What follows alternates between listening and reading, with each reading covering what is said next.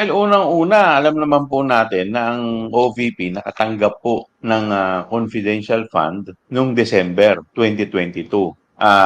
At sila po ay natigil po ang confidential fund nila until third quarter of 2023. Pero nagtataka po kami na meron pong mga acknowledgement receipt na halimbawa po sa 2022, naka-dated po, I think November 2022.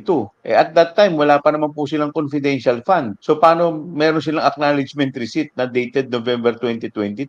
At marami rin pong mga nakita na acknowledgement receipt dated December 2023. Nung last quarter po ng 2023, wala na po silang confidential fund. So, ang theory po namin o theory po kanina ni Congressman Rhodes Gutierrez, ito po kasi nung nakatanggap sila ng AOM, nataranta sila at gumawa po sila ng mga acknowledgement receipt o tinatawag nga po natin mga bogus receipt para to justify yung spending po nila. Alam po ninyo, sinasagot po nila kasi meron lang pong clerical error. Pero para magkaroon ka po ng clerical error na more than 100 o 150 plus, parang hindi na po clerical error yun.